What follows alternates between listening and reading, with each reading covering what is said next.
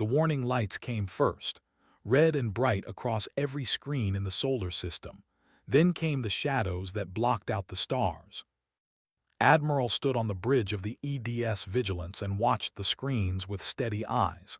He was 52 years old and had spent 30 years in space. He had seen many things, but nothing like this. "How many?" he asked. Commander checked her instruments 3 times before answering. Her hands were shaking slightly. 847 ships, sir. Each one is. They're bigger than our moon." Nodded slowly. He had expected bad news. This was worse than bad. This was impossible. The ships belonged to the Empire. They were an old civilization that had conquered hundreds of worlds.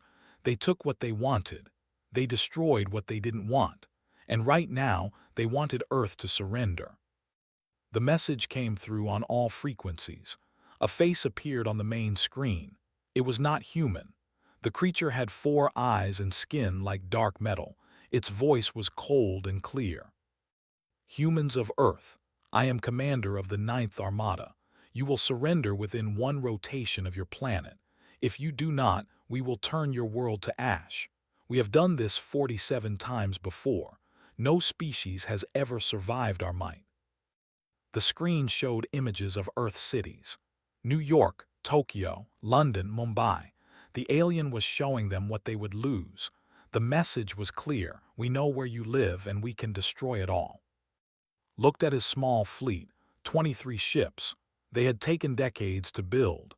Each one was the best that humanity could make, but they were nothing compared to what was coming.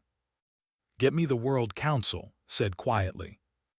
While set up the connection, thought about his daughter. She was 24 now, living in Seoul with her mother. He had not talked to her in 3 months. He had been too busy preparing for something like this. Now he wondered if he would ever see her again. The World Council appeared on a smaller screen. 12 faces from 12 nations. They all looked scared. "Admiral," said the council president, "what are our options?" Could have lied, he could have given them hope, but these were the leaders of Earth. They deserved the truth. "We have no options, Madam President. Our fleet cannot stop them. Our weapons cannot hurt them. If we fight, we will lose in minutes, maybe seconds." One of the council members, an old man from Brazil, spoke up. "Then we must surrender. We must save what we can." Others nodded. Some argued but could see it in their eyes. They were already defeated. "There is one more thing," said. "The Prometheus Project, Doctor's research. If we give her authorization." "That weapon has never been tested," someone shouted. "It could destroy the entire solar system." "Or it could destroy them," said calmly. "Doctor has been working on this for 15 years. If there was ever a time to use it, it's now." The council argued for 17 minutes. 17 minutes while the alien fleet moved closer. Finally, the president raised her hand for silence. "Admiral, you have full authorization to use any and all defensive measures. May God help us all." The connection ended. Turn 2. Send the message to Prometheus Station. Code authorization Alpha 77. Tell Doctor she has permission to activate the severance protocol. His eyes went wide. She had heard rumors about Prometheus. Everyone in the fleet had, but no one knew exactly what they had built there. "Sir, are you sure?" "No," said honestly, "but I'm out of other choices." Doctor received the message in her laboratory on Prometheus Station. The station was hidden in the asteroid belt between Mars and Jupiter. It had been built in secret, funded by money that officially didn't exist. Her assistant rushed into the room. He was young, only 26, and his face was pale. "Director, the authorization came through. They want us to activate it." Looked at the message for a long time. 15 years. She had spent 15 years building this weapon. She had missed her son's childhood for this. She had given up everything for this. And now the moment was here, and she felt nothing but cold fear. "Get the resonators online," she said. "All 17 of them." Hesitated. "Director, the last simulation showed a 30% chance of catastrophic failure. if the quantum fields don't sync properly. Then we all die anyway, said. At least this way we have a chance. She walked to the main control panel. On the screen was a map of the solar system. 17 small dots glowed in different locations.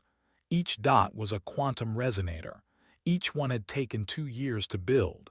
They were scattered from Mercury to the outer edge of the solar system. The theory was simple. The execution was not. Gravity was a force that pulled things together. But at the quantum level, gravity could be manipulated. It could be inverted. It could be turned into a weapon that would tear apart anything it touched. Had discovered this by accident while studying black holes. She had spent years figuring out how to make it work. And now she was about to find out if her life's work was genius or madness. Beginning power-up sequence, said. His voice was steady now. He was scared, but he trusted her. That made one of them. The resonators began to charge. It would take 60 seconds to reach full power, 60 seconds to change everything. On Earth, people looked at the sky. They could not see the alien fleet yet, but they knew it was there. Parents held their children. Lovers held each other. Strangers talked to strangers because it might be the last chance they ever had. In Seoul, his daughter stood on her balcony and thought about her father. She had been angry at him for being gone so much. Now she just wanted him to come home. On the moon base, Captain Sara ordered her crew into the bunkers. She stayed above ground, watching through the observatory. Someone needed to record what happened next. She volunteered because she had no family. No one would miss her if things went wrong. Engineer Minyu worked frantically aboard the Vigilance. Admiral had given him a strange order: keep all communication channels open no matter what. Route all power to shields and transmitters if needed. Minyu didn't understand why, but he followed orders. That's what soldiers did. The fleet reached Neptune's orbit and stopped. They were giving humanity time to think, time to realize how hopeless everything was. Commander sat in his command throne and smiled. He enjoyed this part, the waiting, the fear. On Prometheus Station, the countdown reached 30 seconds. Activated the final sequence. There was no going back now. For Earth, she whispered in Korean. The weapon began to wake up. The Ninth Armada moved forward like a slow wave of death. Their ships formed perfect lines across space. It was beautiful in a terrible way. 847 vessels, each one carrying thousands of warriors, all moving as one. Commander watched the human fleet through his screens. 23 tiny ships trying to protect their little world. It was almost sad. Almost. They are forming a defensive line, his tactical officer reported. Laughed. It was a sound like grinding metal. Of course they are. They always do. Every species thinks they can fight back. Then they see our power and they break. He had done this many times before. The pattern was always the same. First came denial. Then came fear. Then came the surrender or the slaughter, usually both. How long until we reach firing range? Asked. 12 minutes, Commander. Good, let them watch. Let them understand. I want their leaders to feel every second of their failure. On the Vigilance, Engineer Minyu ran from station to station. Sweat covered his face despite the cool air on the bridge. He was rerouting power systems as fast as he could. Sir, why are we putting everything into communications? A junior officer asked. Shouldn't we focus on weapons? Minyu shook his head. Admiral's orders. Keep every channel open to every human ship and station. Don't ask me why, just do it. The truth was, Minyu had a guess. If something big was about to happen, the Admiral wanted everyone to see it, everyone to know. It was about sending a message, but a message to who? The aliens, or to humanity itself. He finished the last connection and reported to Admiral. All systems ready, sir. Every ship is linked. Every station is linked. Even the colonies on Mars and the Moon. Nodded. Good work, now we wait. Commander looked at him. Sir, what are we waiting for? A miracle, said quietly. or the end of everything. On the moon base, Captain Sora stood alone in the observatory. Through the massive windows, she could see the alien fleet in the distance. They looked like dark clouds blocking out the stars. She had sent her crew to safety. All 43 of them were deep underground now. Only she remained. Someone needed to witness this. Someone needed to record what happened for history, if there was going to be any history left. Sora activated her personal recorder. "This is Captain Sora of Luna Base 7. The alien fleet is approaching. Our ships are in position. I don't know what comes next if anyone finds this recording." She paused. What was there to say? Tell my daughter I loved her. Tell her I was brave at the end, even if I wasn't. She kept the recorder running. Whatever happened, it would be saved. The alien fleet crossed Jupiter's orbit. Then they crossed Mars. They were taking their time. Every kilometer they traveled was another moment of terror for the humans watching. Pulled up images of Earth on his screen. The blue planet looked so fragile from space, so easy to destroy. He had broken worlds like this before. He would do it again. "Commander," his science officer called out, "I'm detecting something unusual." "Explain." "There are 17 points throughout the system generating strange readings. Gravitational distortions. They're small right now, but they're growing." Waved a hand dismissively. "Probably their defense platforms trying to activate. Ignore them. Focus on the human fleet." But the science officer looked worried. "Sir, these readings are unlike anything in our database.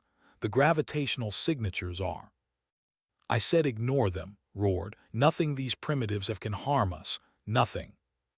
The science officer went quiet, but he kept watching his instruments, and what he saw made his blood run cold.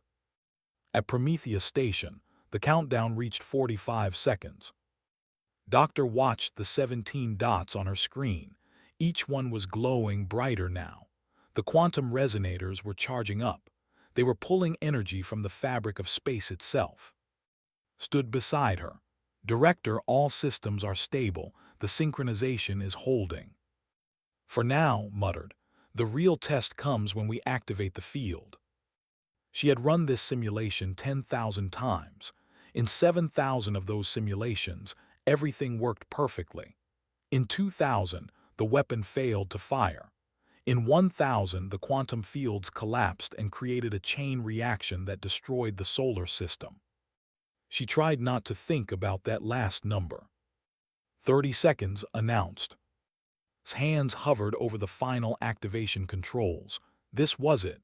15 years of work, 15 years of sacrifices, all coming down to the next half-minute. She thought about her son. He was 12 now, living with his father because she was always at work, always chasing this dream. This terrible, necessary dream. 20 seconds. The resonators were almost at full power, could feel it somehow, a pressure in the air, a weight on reality itself. Space was bending around those 17 points. Gravity was becoming something new, something dangerous. "Director," said softly, "no matter what happens, thank you for trying, for giving us a chance." Looked at him. He was so young, too young for this kind of responsibility. But then, weren't they all? 10 seconds. The fleet reached Neptune's orbit and stopped. This was as close as they needed to be. From here, their weapons could reach Earth easily. Stood from his throne. "Charge all main batteries. Target the human. Prepare to." Alarms screamed throughout the ship. "Commander," the science officer shouted. "The gravitational distortions, they're spiking. All 17 points simultaneously." Spun toward the screen. "What?" On the display, 17 bright spots appeared across the solar system. They were glowing brighter than stars, and they were all connected somehow. Energy was flowing between them. Patterns were forming in space itself. Analysis demanded. I don't know, sir. This technology is unknown. The gravitational forces are increasing exponentially if this continues." "Then destroy those points. Fire on them, all ships." But it was too late. At Prometheus Station, the countdown reached 0. Doctor pressed the final activation button.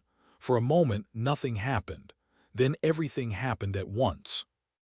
The 17 quantum resonators achieved perfect synchronization. They stopped being 17 separate devices and became one unified system. A system that stretched across billions of kilometers. A system that could bend gravity itself. Had called it the Severance Protocol. The name came from what it did. It severed the bonds that held matter together. It created invisible walls in space where gravity became so strong that atoms themselves were torn apart. The weapon activated in complete silence. There was no flash of light, no explosion, just a ripple in reality that spread outward at the speed of light. And in that moment, Doctor realized something terrible. She had built a weapon that could kill gods, and now it was loose in the universe. "God forgive us," she whispered. Admiral watched his tactical display. The ripple was spreading from the 17 points.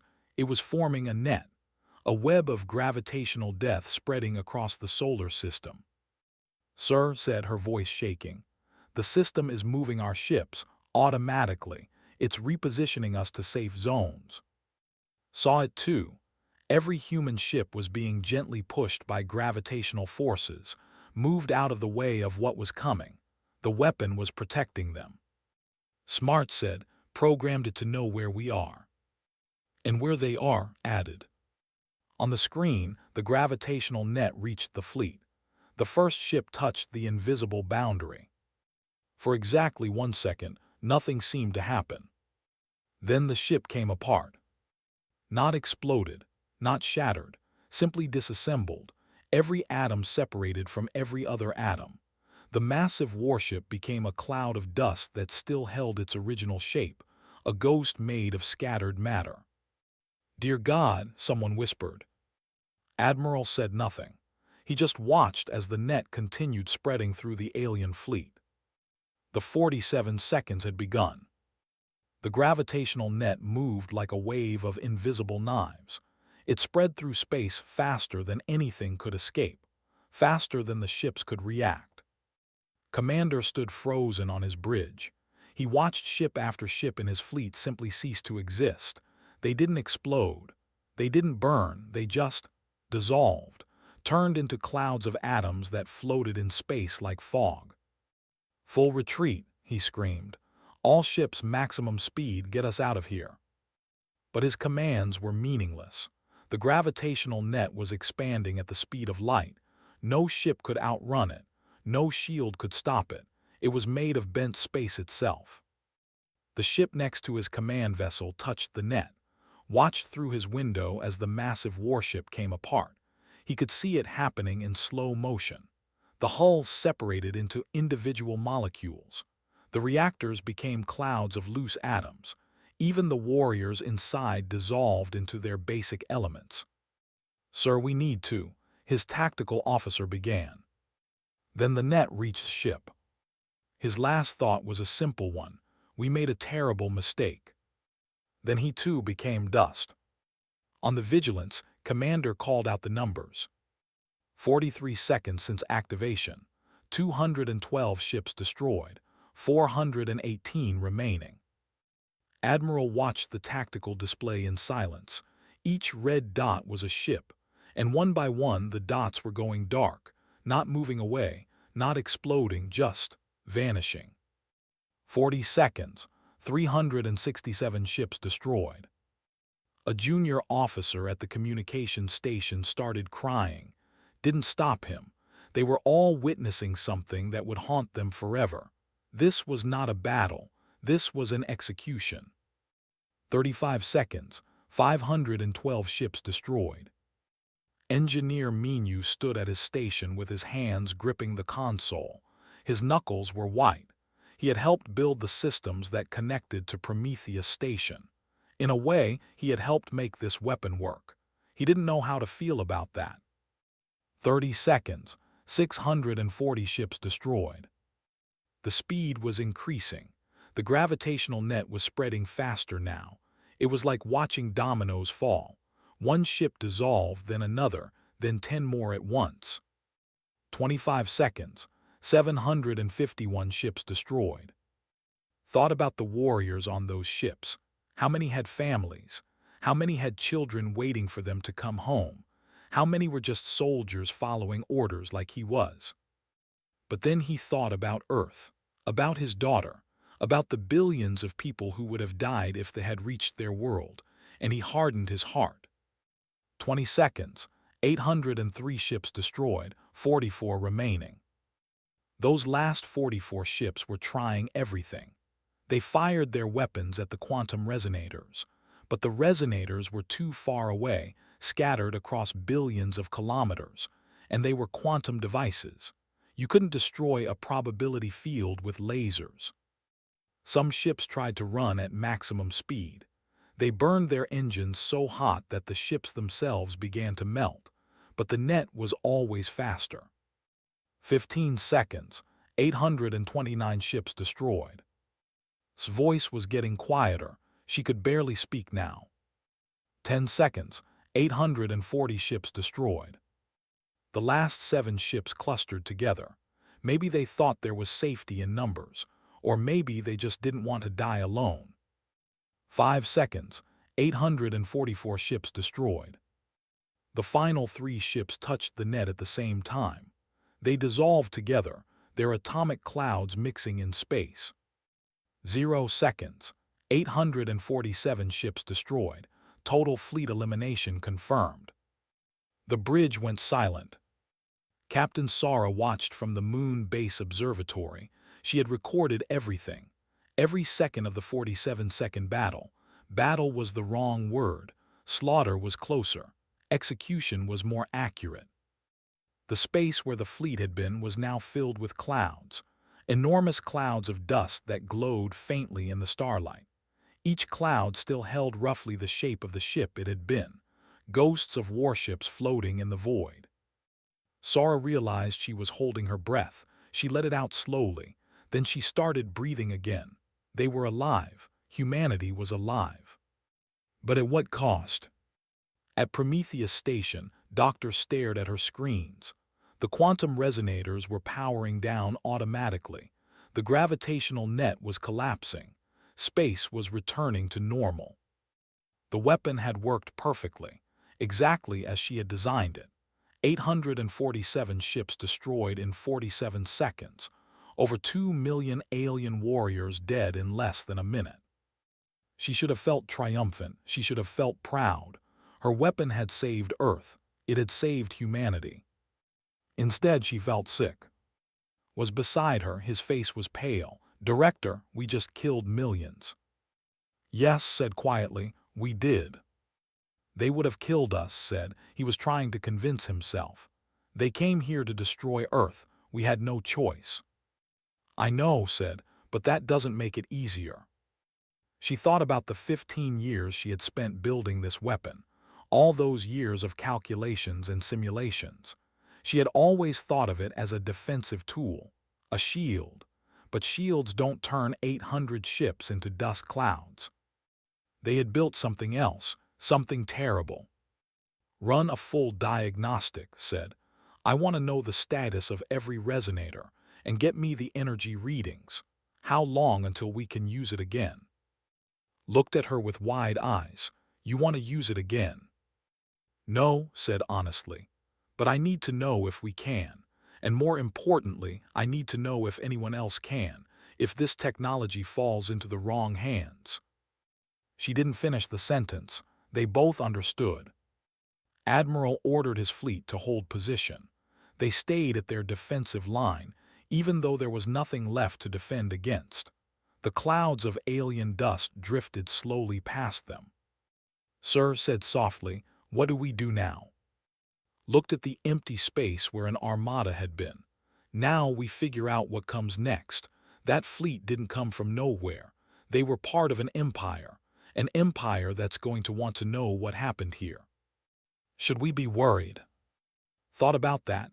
I don't know. We just demonstrated that we can completely destroy a fleet that has conquered dozens of worlds. That's going to send a message. The question is, what message? Are we defenders, or are we the new threat? He activated the fleet-wide channel. Every human ship, every station, every settlement in the solar system was listening. This is Admiral. As of this moment, the Ninth Armada has been eliminated. Earth is safe. Humanity survives. He paused. But we need to talk about what we just did, what we just became. Because 47 seconds ago, we proved that we can destroy anything that threatens us. And the universe is now going to treat us very differently. For better or worse, everything has changed. On Earth, 6 billion people celebrated in the streets. They danced and cried and held each other. They had been given their lives back. They had been seconds away from extinction, and now they were safe.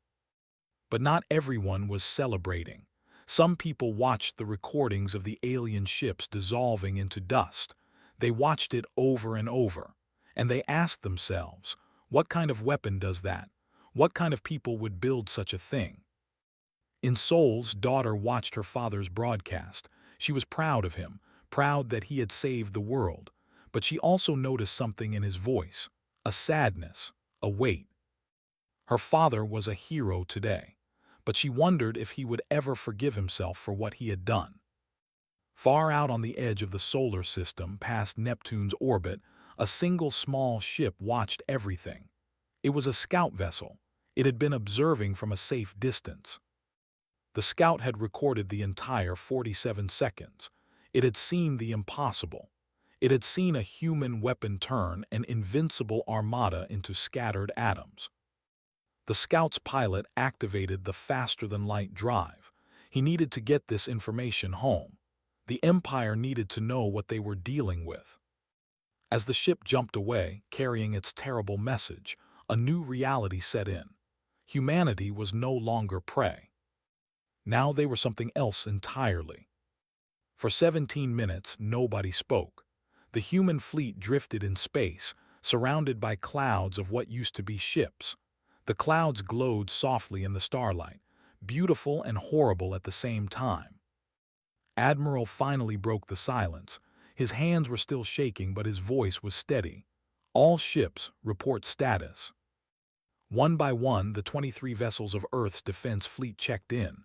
The Vigilance, the Soul, the Unity, the Horizon, all 23 ships, not one damaged, not one scratch.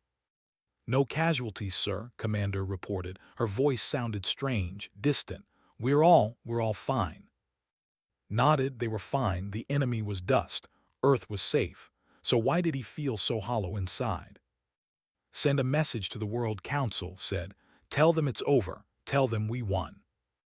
Won, the word felt wrong in his mouth. This wasn't what winning was supposed to feel like.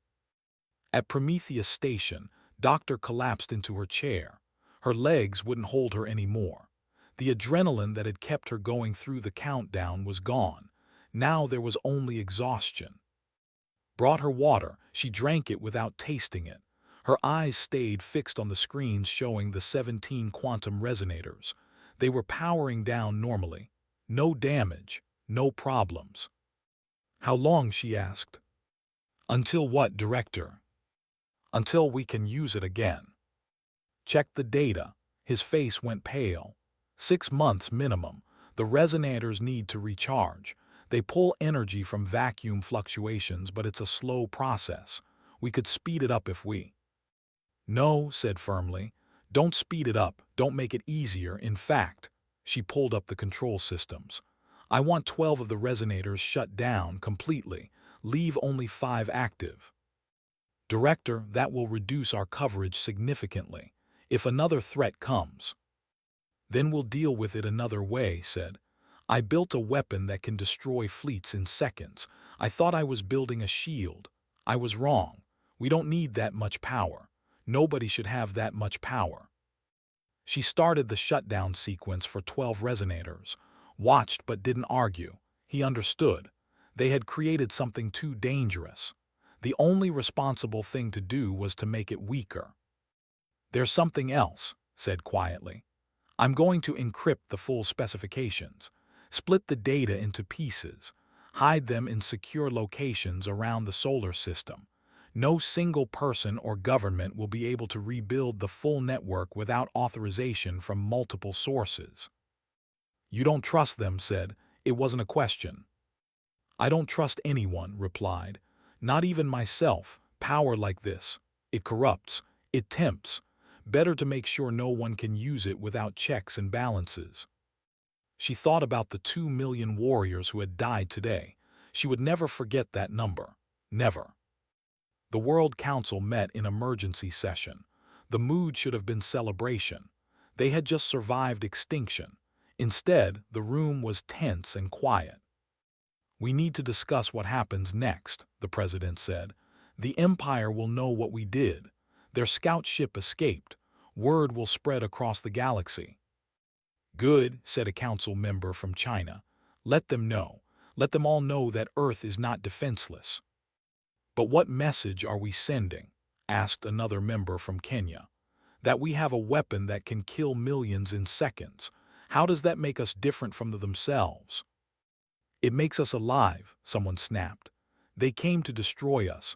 We defended ourselves. There's nothing to apologize for. The arguments went back and forth. Some wanted to display the weapon openly as a deterrent. Others wanted to hide it and pretend it didn't exist. A few even suggested destroying it completely. Finally, the president raised her hand for silence. We're getting ahead of ourselves. First, we need to understand what we have. I'm calling Doctor to brief us. I want to know exactly what this weapon can do and what it can't do. Captain Sora's crew emerged from the bunkers on the moon base. They gathered in the observatory to see what she had been watching. The dust clouds were still visible, still holding the shapes of the ships they had been. How long will they stay like that? One of the crew asked. Years, probably, Sora said. Maybe decades. There's no wind in space to blow them away. They'll just drift until solar radiation and gravity slowly disperses them. It's like a graveyard, another crew member whispered. That's exactly what it was. The largest graveyard in human history, and it was floating right outside their window. Sora thought about the recording she had made. She had captured everything. The 47 seconds that changed the universe. Historians would study it for generations, but right now she wished she could delete it, forget what she had seen. Captain, one of her crew said, what do we do now? Sora looked at her people. They were scared, confused. They had survived, but they didn't know what came next. Now we live, Sora said. We survived, so we have a responsibility. We have to make sure we're worthy of surviving, that we use this second chance well. Engineer Minu sat alone in the engine room of the Vigilance. The ship was quiet now. The battle, if you could call it that, was over. He thought about the work he had done, connecting all the ships and stations to the Prometheus network. He had helped make the weapon work. Millions were dead because of the systems he had built. But billions were alive for the same reason. How was he supposed to feel about that? Admiral found him there an hour later. The Admiral sat down beside him without saying anything. They sat in silence for a while. You're wondering if we're the bad guys now, finally said. Minu nodded. We just killed millions of people in less than a minute. How is that different from what they were going to do to us? Intent said. They came to conquer, we defended ourselves, that matters. Does it? Minu asked. Dead is dead, sir. Those warriors had families, they had lives. We ended all of it in 47 seconds. Was quiet for a moment. You're right, and that's going to haunt me for the rest of my life. But here's what I know, if I had the choice to make again, I would make the same one. Because the alternative was Earth as a pile of ash. Your family dead, my daughter dead, everyone we know gone. So we're willing to be monsters to protect our home. We're willing to do what's necessary, corrected. And then we're willing to live with the consequences. That's what responsibility means. Minu looked at the Admiral. I don't know if I can live with this. You can, said, because you have to. Because 6 billion people are alive because of what we did. And they deserve to have people like you around. People who feel the weight of it. people who won't forget. 3 weeks passed. Earth slowly returned to normal. People went back to work. Children went back to school. Life continued because that's what life does. But something had changed. Everyone could feel it. Humanity had crossed a line. They had proven they could destroy anything that threatened them, and now they had to decide what kind of civilization they wanted to be. Doctor presented her findings to the World Council. She told them about the 6-month recharge time. She told them about shutting down 12 of the 17 resonators.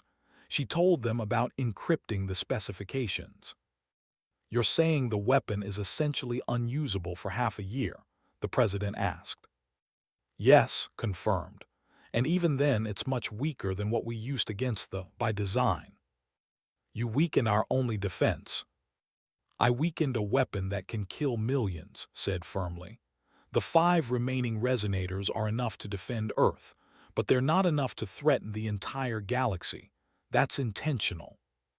Some council members were angry. Others were relieved. The vote was close, but in the end they approved changes.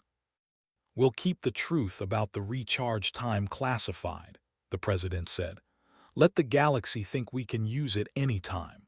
The deterrent value is more important than the reality." Didn't like lying, but she understood. Sometimes survival required deception. Far away, in the heart of the Empire, the scouts' report reached the High Command. They watched the recording in silence, watched their 9th Armada dissolve into dust in 47 seconds. The debate lasted 3 days. Some wanted immediate revenge. Others wanted to study this new threat. A few even suggested surrender. Finally, the High Command made their decision. They would send diplomats, not warriors.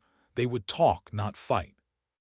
Because the Empire was old and wise enough to know one simple truth: you don't attack something that can kill you in 47 seconds. The message was sent: "Humanity, we wish to negotiate." 3 weeks after the 47 seconds that changed everything, a message arrived from the Empire. It was not what anyone expected. "Humanity, we acknowledge your power. We request diplomatic contact. We wish to negotiate peace." The World Council debated for 2 days.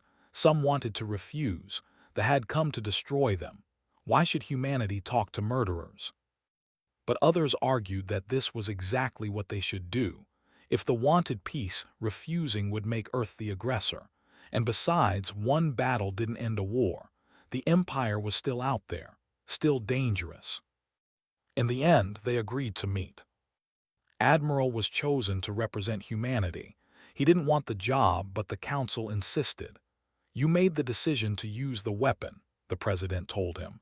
"Now you get to deal with the consequences." So prepared to meet with the Empire that had tried to destroy his home. He brought Commander with him. She deserved to be there. She had been by his side through everything. They traveled to neutral space in a modified ship called the Horizon. The journey took 6 days. 6 days to think about what he would say to the people who had killed millions of others before trying to kill him. The delegation arrived first.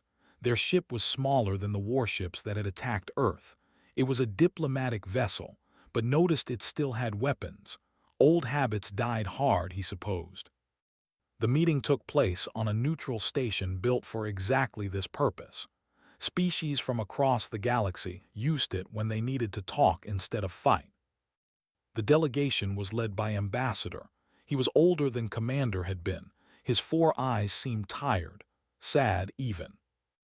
"Admiral," said in surprisingly good English, "thank you for agreeing to meet." "You're welcome," said carefully. "Though I admit I'm surprised you want to talk. 3 weeks ago your fleet came to destroy us."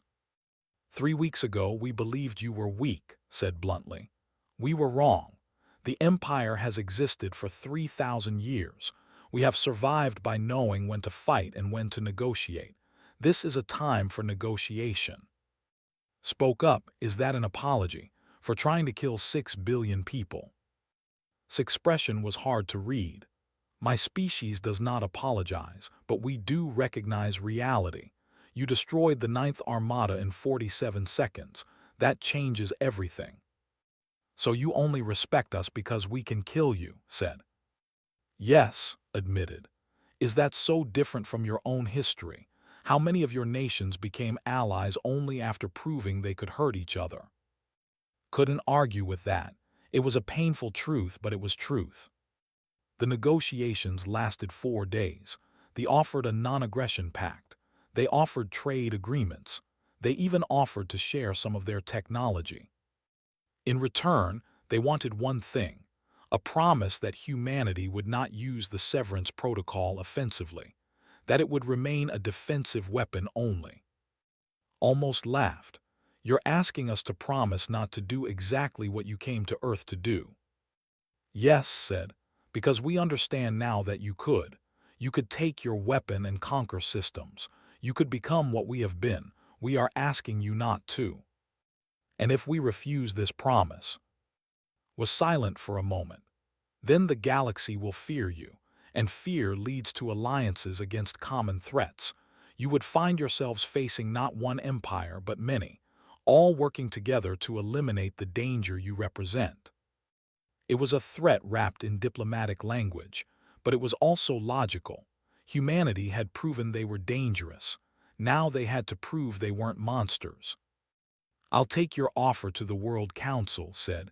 But understand this, we will defend ourselves. If anyone threatens Earth again, we will respond. We won't back down just to make others comfortable. We would expect nothing less, said. But there is a difference between defense and conquest. We hope humanity knows that difference. While was negotiating, Doctor was summoned to brief the World Council again. They wanted details. They wanted to know exactly what the Severance Protocol could and couldn't do. She told them the truth, the whole truth. The weapon has a maximum range of 8 light towers from the resonators, she explained. Beyond that, the quantum fields lose coherence, and it takes 6 months to recharge after each use. The council chamber erupted. Some members were furious that she had weakened the weapon. Others were relieved. The president called for order. Doctor, the president said carefully, you're saying that right now we cannot use the weapon again. Not for another 5 months and 2 weeks, confirmed. And when we can use it, it will only be at 25% of the power we used against the. Should we tell them this? Someone asked. No, another member said quickly. If they know we're vulnerable, they might attack again. Listen to them argue. Finally, she spoke up. We should keep the limitations classified. Let the galaxy believe we can use the weapon anytime. The deterrent is more valuable than the weapon itself. The council agreed. The lie would protect them, at least for now. Engineer Minu requested a transfer. He didn't want to work on weapons anymore. Admiral approved it without argument. He understood. Minu joined a new project, building exploration ships, vessels designed to discover, not destroy. It felt right. Humanity needed to be more than just warriors with a terrible weapon. He led the effort to retrofit the old defense ships. Most of them would never see combat again, so why not turn them into something better? Captain Sara was given command of the first exploration ship. She named it the 47, a reminder of what humanity could do, and a warning about what they should avoid. We're going to explore the galaxy, she told her new crew. We're going to meet new species, make new friends, and if we're lucky, we'll never have to fire a weapon again. Her crew cheered. They were tired of war, tired of fear. They wanted to see what else was out there besides threats and enemies. The 47 left Earth 6 months after the battle. Its mission was simple: find new worlds, make contact, build relationships, show the galaxy that humanity was more than just their weapon. On Earth, a memorial was built in Geneva. It was a simple black wall with words carved in every language of Earth and 37 alien languages that had been discovered so far. The inscription read, "In 47 seconds, we learned that survival demands strength. In the years that followed, we learned that civilization demands restraint. May we never forget either lesson. Admiral attended the dedication ceremony. He was retired now. The stress of command had aged him. His daughter stood beside him, holding his arm. A reporter asked him if he thought humanity had made the right choice in using the weapon. Thought carefully before answering. We made the only choice available to us, whether it was right or wrong. That's a question for historians, for philosophers, for people who weren't there. All I know is that we survived, and now we have to prove we deserve to survive. Do you think we do? The reporter asked. Deserve it? Looked at his daughter, at the people gathered around the memorial, at Earth hanging in the sky above them. I think we have the chance to earn it, he said. That's all anyone can ask for. Doctor also retired. She went home to her son. He was 13 now, almost a teenager. She had missed so much of his life building the weapon that saved the world. Mom, he asked her one night, are you proud of what you did? Thought about that question for a long time. I'm proud that Earth is still here, she finally said. I'm proud that you're still here, but the weapon itself. No, I'm not proud of that. I'm just relieved it worked, and terrified of what it represents. What does it represent? Power, said. The kind of power that can destroy worlds or save them. And power like that doesn't care about right or wrong. It just is. What matters is who controls it and how they use it. Her son was quiet for a moment. Do you think we'll use it again? I hope not, said honestly. I really hope not. 5 years passed. The empire began to change. Slowly, carefully. They started using diplomacy instead of force. Some species saw it as weakness. Others saw it as wisdom. The truth was somewhere in between. They hadn't become pacifists.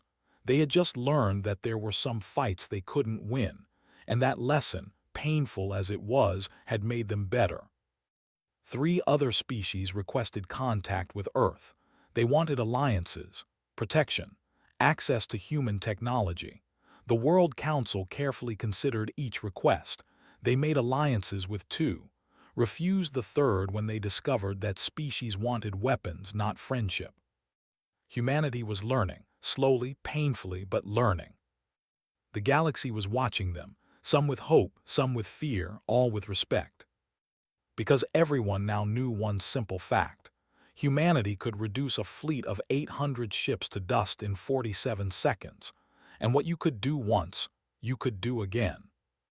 The question wasn't whether humanity had power. The question was what they would do with it. 10 years after the battle, Admiral gave his final interview. He was 72 now, tired, ready to rest. What do you want people to remember about that day? The interviewer asked. Looked out at Earth, beautiful, blue, alive.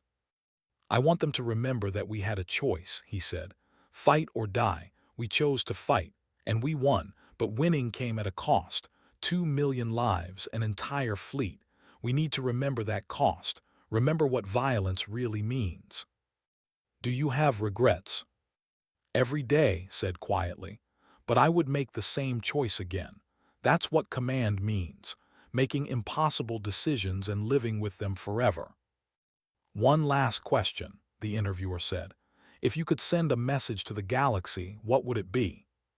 Smiled, it was a tired smile, a sad one. I would tell them this. Humanity learned something in those 47 seconds. We learned we can survive.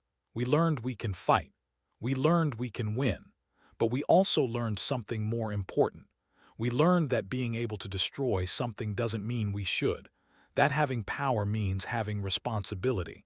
And that the strongest choice isn't always the violent one. He paused.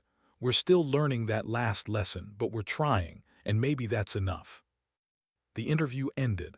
Went home to his family, to his daughter and his, to the life he almost lost. The memorial in Geneva stood silent in the night. Black stone under starlight. A reminder of 47 seconds that changed the universe. And above it all, Earth spun peacefully in space, alive, protected, watching the stars. knowing now that the stars were watching back.